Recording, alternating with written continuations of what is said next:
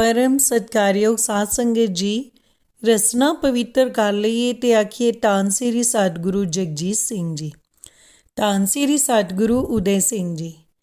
साध संगत जी, अज दी साखी दा सिरलेख है राजा जनक दी कथा।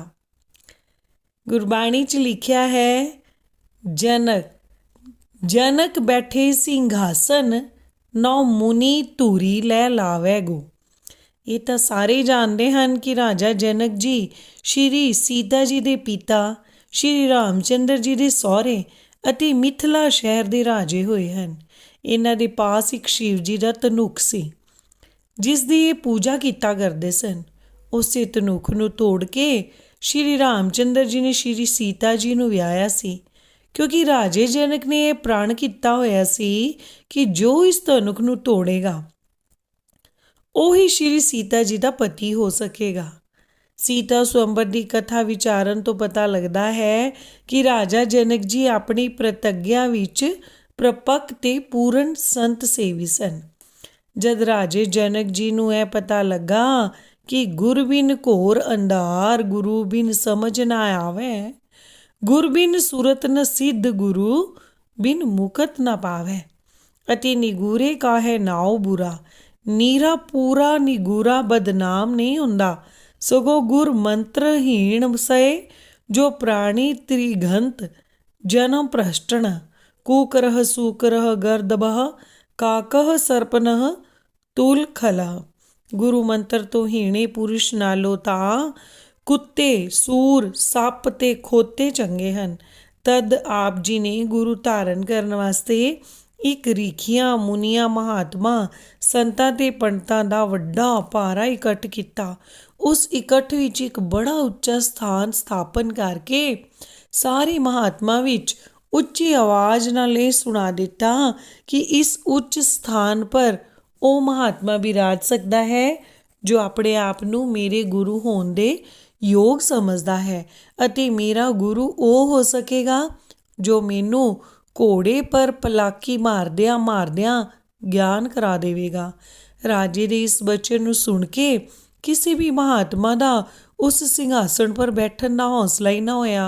कुछ चिर दे बाद राजे दे पुरोहित सतानंद ने कहा, महात्मा जी कि तुसां सबना विच अजिहा कोई समर्थावान नहीं है जो राजे दी कामना पूरी करे। कुछ चिर दे बाद राजे दे पुरोहित सतानंद ने कहा, महात्मा गणो कि तुसा सबना विच अजिहा कोई समर्थावान नहीं है जो राजे की कामना पूरन करे।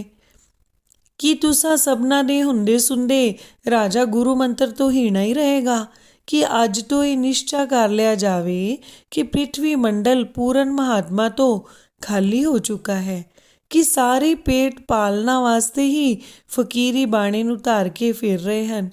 राज पुरोहित दा अजिहा रहस्य पूर्ण ताना सुन के एक महापुरुष जिन्हां दे शरीर विच कई विंग चिब सन, जो अपने शरीर की क्रिया भी अपने इंद्रियां नाल नहीं सुधार सकते सन, अते अजिहे कारणा करके ही जिन्हां दा नाम अष्टावक्र प्रसिद्ध हो चुका सी, सिंघासन पर आन चढ़े। सारे ब्राह्मणा पंडितां ते रीखिया ने भावें उन्हां दी हासी भी कीती, पर राजे जनक जी ने कोई फुरना मन विच ना लिया के बेनती कीती, मेरे अहो भाग, परंतु भगवन सिंघासन पर तद ही शोभा पा सकते हो जद पहले मैनू ज्ञान कराओ, नहीं तो सिंघासन ते पैर नहीं टिका सकते। यह सुन के अष्टावक्र जी ने कहा, हाँ राजन, इस मंडप विच जिन्ने इकट्ठे हुए हैं अति जो मेरे शरीर नूं वेख के हस रहे हैं, यह ब्राह्मण नहीं हैं, चमार हैं, क्योंकि ब्रह्म नूं जानन वाला ब्राह्मण हुंदा है।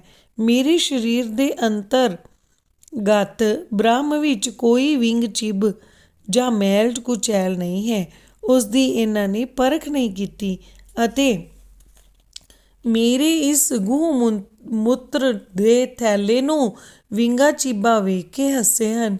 चम की परख करन वाला चमार हुंदा है, इसलिए इन्हां वल्ले ध्यान ना करो अते घोड़ा लियाओ। ਹੁਕਮ ਹੁੰਦੇ ਹੀ ਘੋੜਾ ਆ ਗਿਆ। ਰਾਜਾ ਸਵਾਰ ਹੋਣ ਲੱਗਾ। ਰਕਾਬ ਵਿੱਚ ਪੈਰ ਟਿਕਾ ਕੇ ਰਾਸਾਂ ਹੱਥ ਵਿੱਚ ਫੜ ਲਈਆਂ। ਤਾਂ ਅਸ਼ਟਾਵਕਰ ਜੀ ਨੇ ਕਿਹਾ, ਰਾਜਨ ਪਲਾਕੀ ਮਾਰਦਿਆਂ ਤੈਨੂੰ ਗਿਆਨ ਹੋ ਜਾਣਾ ਹੈ। ਗਿਆਨ ਹੁੰਦੇ ਹੀ ਤੂੰ ਮੇਰਾ ਚੇਲਾ ਹੋ ਜਾਣਾ ਹੈ ਅਤੇ ਘੋੜੇ 'ਤੇ ਸਵਾਰ ਹੁੰਦੇ ਹੀ ਘੋੜੇ ਨੇ ਦੌੜ ਜਾਣਾ ਹੈ। ਇਸ ਲਈ ਤੂੰ ਮੈਨੂੰ ਗੁਰੂ ਦਖਣਾ ਕਿਸ ਵੇਲੇ ਦੇਵੇਂਗਾ? ਤਾਂ ਤੇ ਪਹਿਲੇ ਗੁਰੂ ਦਖਣਾ ਦੇ ਕੇ ਰਕਾਬ ਪਰ ਪੈਰ ਟਿਕਾਓ। ਇਹ ਸੁਣ ਕੇ ਰਾਜੇ ਨੇ ਬੇਨਤੀ ਕੀਤੀ, ਗੁਰੂ ਦਖਣਾ ਕੀ ਦੇਵਾਂ? ਰਿਖੀ ਨੇ ਕਿਹਾ, ਤਨ ਮਨ ਧਨ ਅਰਪੋ ਦਿਸੇ ਪ੍ਰਭੂ ਮਿਲਾਵੇ ਮੋਹੇ। ਗੁਰੂ ਨੂੰ ਭੇਟ ਦੇਣ ਵਾਸਤੇ ਜਗਤ ਵਿੱਚ ਤਨ ਮਨ ਤੇ ਧਨ ਇਹ ਤਿੰਨ ਚੀਜ਼ਾਂ ਹਨ, ਪਰ ਤੂੰ ਤਿੰਨੇ ਨਹੀਂ, ਇਹਨਾਂ ਵਿੱਚੋਂ ਇੱਕ ਭੇਟਾ ਕਰ ਦਿਓ। ਫਿਰ ਰਾਜੇ ਨੇ ਬੇਨਤੀ ਕੀਤੀ, ਅਰਧ ਸ਼ਰੀਰੀ ਨਾਰ ਹੈ ਅਤੇ ਉਹ ਮੇਰੇ ਧਰਮ ਕਰਮ ਦੀ ਹਿੱਸੇਦਾਰ ਹੈ। ਜੇ ਹੁਕਮ ਹੋਵੇ ਤਾਂ ਮਹਲ ਵਿੱਚ ਜਾ ਕੇ ਆਪਣੇ ਅੱਧੇ ਸਰੀਰ ਨਾਲ ਸਲਾਹ ਕਰ ਆਵਾਂ। ਰਿਖੀ ਨੇ ਕਿਹਾ, ਜਾਓ। ਰਾਜੇ ਨੇ ਮਹੱਲਾਂ ਵਿੱਚ ਜਾ ਕੇ ਮਹਾਰਾਣੀ ਤੋਂ ਪੁੱਛਿਆ, ਗੁਰੂ ਜੀ ਤਨ ਮਨ ਤੇ ਧਨ ਇਹਨਾਂ ਤਿੰਨਾਂ ਵਿੱਚੋਂ ਇੱਕ ਚੀਜ਼ ਗੁਰੂ ਦਖਣਾ ਵਿੱਚ ਮੰਗਦੇ ਹਨ। ਤੂੰ ਦੱਸ ਮੈਂ ਉਹਨਾਂ ਨੂੰ ਇਹਨਾਂ ਤਿੰਨਾਂ ਵਿੱਚੋਂ ਕਿਹੜੀ ਚੀਜ਼ ਭੇਟਾ ਕਰ ਦੇਵਾਂ? ਰਾਣੀ ਨੇ ਬੇਨਤੀ ਕੀਤੀ, ਸੁਆਮੀ ਜੀ ਜੇ ਧਨ ਰਿਖੀ ਨੂੰ ਦੇ ਦਿੱਤਾ ਤਾਂ ਅਸੀਂ ਤਾਂ ਕੰਗਾਲ ਹੋ ਜਾਵਾਂਗੇ। ਰੋਟੀਓਂ ਆਤੁਰ ਹੋ ਕੇ ਦਰ ਬਦਰ ਧੱਕੇ ਖਾਂਦੇ ਫਿਰਾਂਗੇ ਅਤੇ ਧਨ ਬਿਨਾਂ ਜਨ ਜਗ ਨਾ ਸੁਹਾਏ। ਸਾਨੂੰ ਜਗਤ ਦਾ ਜਿਉਣਾ ਵੀ ਭਾਰੂ ਹੋ ਜਾਏਗਾ। ਰਿਖੀ ਜੀ ਮਹਾਰਾਜੇ ਬਣ ਕੇ ਸੰਸਾਰ ਦੇ ਆਨੰਦ ਸੁੱਖ ਭੋਗਣਗੇ। ਤਾਂ ਦੱਸੋ ਗੁਰੂ ਧਾਰਨ ਦਾ ਸਾਨੂੰ ਕੀ ਫਲ ਮਿਲਿਆ? ਮੇਰੀ ਸਮਝ ਵਿੱਚ ਧਨ ਦੇਣਾ ਯੋਗ ਨਹੀਂ। ਭਲਾ ਜੇ ਧਨ ਦੇ ਦਿਓ ਤਾਂ ਤੁਹਾਡੇ ਹੁੰਦੇ ਸੁਣਦੇ ਮੈਂ ਰੰਡੀ, ਕਿਉਂਕਿ ਤੁਹਾਡੇ ਸਰੀਰ ਦੇ ਮਾਲਕ ਰਿਖੀ ਜੀ ਹੋ ਜਾਣਗੇ। ਉਹ ਤੁਹਾਨੂੰ ਆਪਣੇ ਨਾਲ ਬਨ ਵਿੱਚ ਲੈ ਜਾਣਗੇ। ਮੈਂ ਇਹਨਾਂ ਮਹੱਲਾਂ ਵਿੱਚ ਰਹਿ ਕੇ ਆਪ ਤੋਂ ਵਿਛੜੀ ਹੋਈ ਮਹਾਨ ਦੁੱਖ ਭੋਗਾਂਗੀ। ਇਸ ਲਈ ਮੈਂ ਨਹੀਂ ਚਾਹੁੰਦੀ ਕਿ ਤੁਸੀਂ ਆਪਣਾ ਤਨ ਗੁਰੂ ਜੀ ਨੂੰ ਭੇਟਾ ਦੇ ਦੇਵੋ। ਬਾਕੀ ਰਿਹਾ ਮਨ, ਉਹ ਬੇਸ਼ੱਕ ਭੇਟਾ ਦੇ ਦਿਓ। ਮਨ ਦੇਣ ਨਾਲ ਰਾਜ ਵੀ ਨਹੀਂ ਖੁੱਸਦਾ ਅਤੇ ਤੁਸੀਂ ਵੀ ਮੈਥੋਂ ਨਹੀਂ ਵਿਛੜੋਗੇ ਅਤੇ ਗੁਰੂ ਜੀ ਵੀ ਖੁਸ਼ ਹੋ ਜਾਣਗੇ। ਇਹ ਸਲਾਹ ਕਰਕੇ ਰਾਜੇ ਨੇ ਰਿਖੀ ਜੀ ਪਾਸ ਆ ਕੇ ਆਪਣਾ ਮਨ ਭੇਟਾ ਕਰ ਦਿੱਤਾ ਅਤੇ ਘੋੜੇ ਪਰ ਚੜ੍ਹਨ ਲੱਗਾ। ਰਿਖੀ ਜੀ ਨੇ ਬਾਹੋਂ ਫੜ ਲਿਆ ਤੇ ਕਿਹਾ, ਮੇਰਾ ਮਨ ਨਹੀਂ ਚਾਹੁੰਦਾ ਜੋ ਮੈਂ ਘੋੜੇ ਪਰ ਚੜ੍ਹਾਂ। ਫਿਰ ਰਾਜੇ ਦੇ ਗੱਲੋਂ ਕੱਪੜੇ ਉਤਾਰ ਲਏ ਅਤੇ ਕਿਹਾ, ਮੇਰਾ ਮਨ ਨਹੀਂ ਚਾਹੁੰਦਾ ਜੋ ਇਹਨਾਂ ਕੱਪੜਿਆਂ ਨੂੰ ਪਾਵਾਂ। ਇਹਨਾਂ ਸੁਣਦਿਆਂ ਹੀ ਰਾਜੇ ਨੂੰ ਸਮਝ ਆ ਗਈ ਕਿ ਮਨ ਦਾ ਵਸ ਕਰਨਾ ਹੀ ਗਿਆਨ ਹੈ। ਜੋ ਮਨ ਮਾਰੇ ਸੋਈ ਮੁਨੀ ਹੈ। ਮਨ ਦਾ ਸਮਝਣਾ ਹੀ ਰੱਬ ਦਾ ਮੇਲ ਹੈ ਅਤੇ ਮਨ ਮਾਰੈ ਬਿਨ ਭਗਤ ਨਾ ਹੋਈ, ਪਰ ਮਨ ਅਸਾਧ ਸਾਧੈ ਜਨ ਕੋਏ। ਜਿਸ ਉੱਤੇ ਗੁਰੂ ਦੀ ਪੂਰਨ ਕਿਰਪਾ ਹੁੰਦੀ ਹੈ ਉਹੀ ਮਨ ਨੂੰ ਕਾਬੂ ਕਰ ਸਕਦਾ ਹੈ। ਯਥਾ ਮਤਲਬ ਮਨ ਬਸ ਆਵੇ ਨਾਨਕਾ, ਜੇ ਪੂਰਨ ਕਿਰਪਾ ਹੋਏ। ਇਹ ਸਮਝਦਿਆਂ ਹੀ ਰਾਜਾ ਰਿਖੀ ਦੇ ਚਰਨਾਂ ਪਰ ਡਿੱਗ ਪਿਆ। ਰਿਖੀ ਨੇ ਚੁੱਕ ਕੇ ਗਲ ਨਾਲ ਲਾ ਲਿਆ ਅਤੇ ਕਿਹਾ, ਰਾਜਨ ਤੈਨੂੰ ਸਾਰੇ ਗ੍ਰੰਥਾਂ ਦਾ ਸਾਰ ਅੱਧੀ ਤੁਕ ਵਿੱਚ ਕਹਿ ਦਿੰਦਾ ਹਾਂ। ਬਹੁ ਸ਼ਾਸਤਰ ਬਹੁ ਸਿਮਰਤੀ, ਪੇਖੇ ਸਰਬ ਟਡੋਲ, ਪੂਜਸ ਨਾਹੀ ਹਰ ਹਰੇ, ਨਾਨਕ ਨਾਮ ਅਮੋਲ। ਨਾਮ ਦੇ ਸਮਾਨ ਕੋਈ ਜਪ ਤਪ ਨੇਮ ਬ੍ਰਤ ਹੋਮ ਤੇ ਯੱਗ ਨਹੀਂ ਹੈ ਅਤੇ ਉਸ ਨਾਮ ਦੀ ਦਾਤੀ ਸਾਧ ਸੰਗਤ ਹੈ। ਤਾਂ ਹੀ ਤਾਂ ਕਿਹਾ ਹੈ, ਹਰ ਕੀਰਤ ਸਾਧ ਸੰਗਤ ਹੈ, ਸਿਰ ਕਰ ਮਨ ਕੈ ਕਰਮਾ। ਕਹੋ ਨਾਨਕ ਤਿਸ ਭਇਓ ਪ੍ਰਾਪਤ, ਜਿਸ ਪੂਰਬ ਲਿਖੇ ਕਾ ਲੈਣਾ। ਰਾਜੇ ਦਾ ਮਨ ਤਾਂ ਪਹਿਲੋਂ ਹੀ ਪਿਘਲਾ ਹੋ ਚੁੱਕਾ ਸੀ, ਉੱਤੋਂ ਨਾਮ ਸਿਮਰਨ ਦਾ ਛੱਟਾ ਵੱਜ ਗਿਆ। ਬਸ ਉਸੇ ਵੇਲੇ ਰਾਜੇ ਦੀ ਸਮਾਧੀ ਲੱਗ ਗਈ। ਸਰੀਰ ਦੀ ਸੁੱਧ ਬੁੱਧੀ ਭੁੱਲ ਗਈ। ਆਪ ਦੇਹ ਦੇ ਹੁੰਦੇ ਵੀ ਦੇਹ ਹੋ ਗਏ। ਸਾਰੇ ਮਹਾਤਮਾ ਨੇ ਉਸ ਵੇਲੇ ਰਾਜੇ ਨੂੰ ਵਿਦੇਹੀ ਕਹਿ ਦਿੱਤਾ, ਜੋ ਆਪ ਜੀ ਦਾ ਵਿਸ਼ੇਸ਼ਣ ਹੋ ਗਿਆ। ਉਸੇ ਦਿਨ ਤੋਂ ਹੀ ਰਾਜੇ ਜਨਕ ਦਾ ਨਾਮ ਵਿਦੇਹੀ ਪ੍ਰਸਿੱਧ ਹੋ ਗਿਆ। ਭਾਵੇਂ ਪੁਰਾਣਾਂ ਵਿੱਚ ਨੀਮ ਰਾਜੇ ਦੇ ਵਿਦੇਹੀ ਹੋਣ ਦੀ ਕਥਾ ਲਿਖ ਕੇ ਜਨਕ ਨੂੰ ਉਸੇ ਕੋਟੀ ਵਿੱਚ ਗਿਣਿਆ ਹੈ। ਪਰ ਸਾਡੇ ਸਿਧਾਂਤ ਵਿੱਚ ਰਾਜੇ ਜਨਕ ਦਾ ਵਿਦੇਹੀ ਨਾਮ ਹੋਣ ਦਾ ਕਾਰਨ ਇਹ ਉੱਪਰਲੀ ਵਾਰਤਾ ਹੈ। ਨੀਮ ਦਾ ਵਿਦੇਹ ਹੋ ਕੇ ਪਲਕਾਂ ਵਿੱਚ ਵਸਣਾ ਕਾਰਨ ਨਹੀਂ ਹੈ। ਰਾਜਾ ਜਨਕ ਜੀ ਰਾਜ-ਕਾਜ ਕਰਦੇ ਹੋਏ ਵੀ ਗੁਰਮੁਖ ਮਾਇਆ ਵਿੱਚ ਉਦਾਸੀ ਜਿਉਂ ਕਮਲ ਰਹੇ ਵਿੱਚ ਪਾਣੀ ਹੈ। ਮਾਇਆ ਤੋਂ ਨਿਰਲੇਪ ਰਹਿੰਦੇ ਸਨ। ਵੱਡੇ ਵੱਡੇ ਮੁਨੀ ਆਪ ਜੀ ਦੀ ਸੰਗਤ ਕਰਕੇ ਪੂਰਨ ਬ੍ਰਹਮ ਗਿਆਨੀ ਹੋ ਗਏ। ਸੁਖਦੇਵ ਜੀ ਆਦਿ ਮੁਨੀਆਂ ਨੇ ਆਪ ਜੀ ਪਾਸੋਂ ਹੀ ਬ੍ਰਹਮ ਗਿਆਨ ਪਾਇਆ ਸੀ। ਆਪ ਜੀ ਨੂੰ ਦੇਹੰਗਤਾ ਤਾਂ ਬਿਲਕੁਲ ਹੀ ਨਹੀਂ ਸੀ ਰਹੀ, ਪਰ ਜਗਤ ਵਿੱਚ ਆਪਣਾ ਪ੍ਰਤਾਪ ਵਿਖਾਉਣ ਦੀ ਅਭਿਲਾਸ਼ਾ ਜ਼ਰੂਰ ਸੀ। ਇਸੇ ਲਈ ਆਪ ਇੱਕ ਪੈਰ ਗਰਮ ਤੇਲ ਦੇ ਕੜਾਹੀ ਵਿੱਚ ਰੱਖਦੇ ਅਤੇ ਦੂਜਾ ਪੈਰ ਇਸਤਰੀਆਂ ਦੀ ਛਾਤੀ ਪਰ ਟਿਕਾ ਕੇ ਇਹ ਜ਼ਾਹਰ ਕੀਤਾ ਕਰਦੇ ਸਨ ਕਿ ਭਜਨ ਦੇ ਪ੍ਰਤਾਪ ਨਾਲ ਜਿਵੇਂ ਸਾਨੂੰ ਤੱਤਾ ਤੇਲ ਨਹੀਂ ਸਾੜ ਸਕਦਾ, ਐਵੇਂ ਹੀ ਇਸਤਰੀਆਂ ਦੀ ਸੰਗਤ ਸਾਡੇ ਮਨ ਨੂੰ ਵਿਕਾਰੀ ਨਹੀਂ ਕਰ ਸਕਦੀ। ਇਸੇ ਗੱਲ ਨੂੰ ਪ੍ਰਗਟ ਕਰਨ ਲਈ ਭਾਈ ਸਾਹਿਬ ਨੇ ਲਿਖਿਆ ਹੈ, ਪੈਰ ਕੜਾਹੇ ਜਨਕ ਦਾ ਕਰ ਪਾਖੰਡ ਧਰਮ ਧਿਆਣਾ। ਜਦ ਜਨਕ ਜੀ ਦਾ ਅੰਤ ਸਮਾਂ ਨੇੜੇ ਆਇਆ ਤਾਂ ਆਪ ਜੀ ਨੂੰ ਲਿਜਾਣ ਵਾਸਤੇ ਰਾਮਗਣਾਂ ਦੀ ਸਭਾ ਆਈ। ਕਿਉਂਕਿ ਆਪ ਨੇ ਧਰਮ ਵਿੱਚ ਧੱਕਾ ਕੀਤਾ ਸੀ, ਇਸ ਦਾ ਫਲ ਜ਼ਰੂਰ ਭੋਗਣਾ ਪੈਣਾ ਸੀ। ਇਸ ਲਈ ਆਪ ਜੀ ਨੂੰ ਉਹ ਜਮ ਮਾਰਗ ਥਾਣੀ ਲੈ ਚੱਲੇ। ਭਾਵੇਂ ਜਹ ਲਾਲਚ ਜਾਗਾਤੀ ਘਾਟ, ਦੂਰ ਰਹੀ ਉਹ ਜਨਤੇ ਬਾਟ। ਅਤੇ ਚਿੱਤਰਗੁਪਤ ਜੋ ਲਿਖਤੇ ਲੇਖਾ, ਭਗਤ ਜਨਾਂ ਕੋ ਦ੍ਰਿਸ਼ਟ ਨ ਪੇਖਾ। ਉਹ ਰਸਤਾ ਆਪ ਜੀ ਦੇ ਜਾਣ ਵਾਲਾ ਨਹੀਂ ਸੀ, ਪਰ ਕਰਮ ਕ੍ਰਿਤ ਨਾ ਮਿਟੇ। ਕਿਤੇ ਕਰਮ ਮਿਟ ਨਹੀਂ ਸਕਦੇ, ਕੀਤੇ ਹੋਏ ਕਰਮ ਮਿਟ ਨਹੀਂ ਸਕਦੀ, ਉਸ ਦਾ ਫਲ ਅਵਸ਼ਯ ਭੋਗਣਾ ਪੈਂਦਾ ਹੈ। ਇਸੇ ਕਾਰਨ ਹੀ ਆਪ ਜੀ ਨੂੰ ਜਮ ਮਾਰਗ ਦਾ ਨਜ਼ਾਰਾ ਵਿਖਾਇਆ ਗਿਆ ਸੀ। ਜਦ ਜਮ ਲੋਕ ਦੇ ਨੇੜੇ ਪਹੁੰਚੇ ਤਾਂ ਉੱਥੇ ਨਾਰਕੀ ਜੀਵਾਂ ਦੀ ਰੋਣ ਕੁਰਲਾਉਣ ਦੀ ਆਵਾਜ਼ ਸੁਣ ਕੇ ਆਪ ਜੀ ਦਾ ਕੋਮਲ ਹਿਰਦਾ ਦਰਵ ਗਿਆ। ਆਪ ਜੀ ਨੇ ਰਾਮਗਣਾਂ ਤੋਂ ਪੁੱਛਿਆ, ਇਹ ਕੌਣ ਰੋਂਦੇ ਹਨ? ਉਹਨਾਂ ਨੇ ਬੇਨਤੀ ਕੀਤੀ, ਇਹ ਨਰਕਵਾਸੀ ਜੀਵ ਨਰਕ ਦੇ ਦੁੱਖਾਂ ਨਾਲ ਦੁਖੀ ਹੋ ਕੇ ਪੁਕਾਰ ਕਰ ਰਹੇ ਹਨ। ਜਦ ਆਪ ਕੁਝ ਹੋਰ ਅੱਗੇ ਜਮ ਲੋਕ ਵਿੱਚ ਚਲੇ ਗਏ ਤਾਂ ਉਸ ਵੇਲੇ ਕੋਈ ਵੀ ਦੁੱਖ ਨਾਲ ਨਹੀਂ ਰੋਂਦਾ ਸੀ।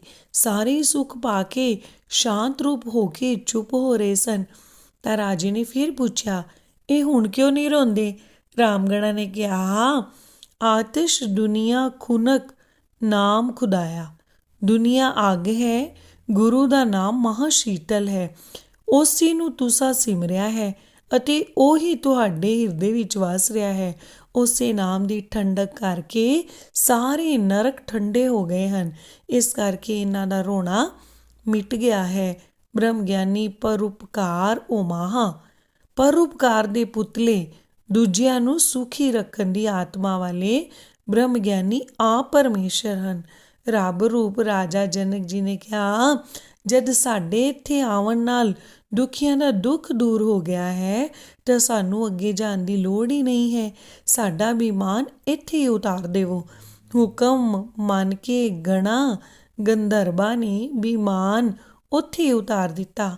ਰਾਜਾ ਜਨਕ ਨੂੰ ਜਮਲੋਕ ਵਿੱਚ ਪੁੱਜਾ ਜਾਣ ਕੇ ਜਮ ਰਾਜਾ ਭੱਜਾ ਆਇਆ ਅਤੇ ਆ ਕੇ ਰਾਜੇ ਦਾ ਧੰਨਵਾਦ ਕਰਕੇ ਬੇਨਤੀ ਕੀਤੀ, ਹੇ ਮਹਾਰਾਜ, ਮੇਰੇ ਧੰਨ ਭਾਗ ਹਨ ਜੋ ਆਪ ਜੀ ਨੇ ਦਾਸ ਨੂੰ ਦਰਸ਼ਨ ਦੇ ਕੇ ਨਿਹਾਲ ਕੀਤਾ ਹੈ ਅਤੇ ਇਸ ਪੂਰੀ ਨੂੰ ਵੀ ਪਵਿੱਤਰ ਕੀਤਾ ਹੈ।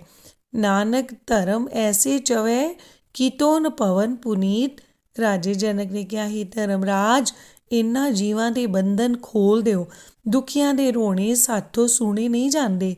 ਧਰਮਰਾਜ ਨੇ ਬੇਨਤੀ ਕੀਤੀ, ਮੈਂ ਤਾਂ ਆਪ ਜੀ ਦਾ ਸੇਵਕ ਹਾਂ, ਪਰ ਨਿਰੰਕਾਰ ਜੀ ਦੇ ਹੁਕਮ ਵਿੱਚ ਹੀ ਸਾਰੀ ਕਾਰ ਹੋ ਰਹੀ ਹੈ। ਜੇ ਪਾਪੀਆਂ ਨੂੰ ਉਹਨਾਂ ਦੇ ਕਰਮਾਂ ਦਾ ਯੋਗ ਦੰਡ ਨਾ ਦਿੱਤਾ ਜਾਵੇ ਤਾਂ ਅੱਗੇ ਨੂੰ ਕੋਈ ਵੀ ਪਾਪਾਂ ਤੋਂ ਮੂੰਹ ਨਹੀਂ ਮੋੜੇਗਾ। ਇਹਨਾਂ ਦੇ ਸੁਧਾਰ ਵਾਸਤੇ ਹੀ ਇਹਨਾਂ ਨੂੰ ਤਾੜਨਾ ਹੋ ਰਹੀ ਹੈ।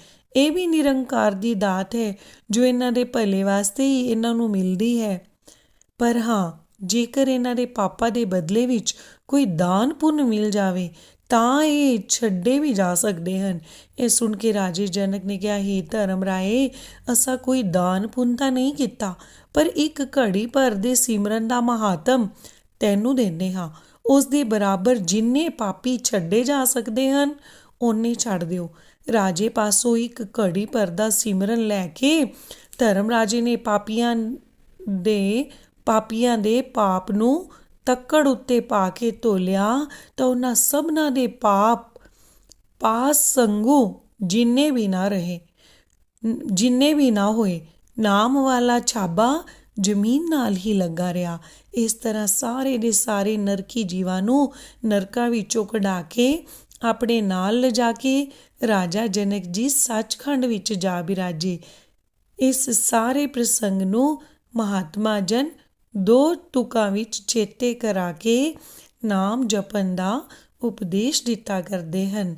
ਧੰਨ ਧੰਨ ਰਾਜਾ ਜਨਕ ਹੈ, ਜਿਨ ਸਿਮਰਨ ਕੀਓ ਵਿਵੇਕ, ਏਕ ਘੜੀ ਕੇ ਸਿਮਰਨੇ ਪਾਪੀ ਤਰੇ ਅਨੇਕ। ਭਾਈ ਗੁਰਦਾਸ ਜੀ ਨੇ ਰਾਜੇ ਜਨਕ ਜੀ ਦੇ ਇਸੇ ਪ੍ਰਸੰਗ ਨੂੰ ਇਸ ਤਰ੍ਹਾਂ ਵਰਣਨ ਕੀਤਾ ਹੈ। ਭਗਤ ਵੱਡਾ ਰਾਜਾ ਜਨਕ ਹੈ, ਗੁਰਮੁਖ ਮਾਇਆ ਵਿੱਚ ਉਦਾਸੀ। ਦੇਵ ਲੋਕ ਨੂੰ ਚਲਿਆ, ਗਣ ਗੰਧਰਵ ਸਭਾ ਸੁਖ ਵਾਸੀ। ਸਾਰੇ ਆਖ ਲਈਏ, ਧੰਨ ਧੰਨ ਰਾਜਾ ਜਨਕ ਜੀ, ਧੰਨ ਧੰਨ ਸ਼੍ਰੀ ਸਤਿਗੁਰੂ ਜਗਜੀਤ ਸਿੰਘ ਜੀ।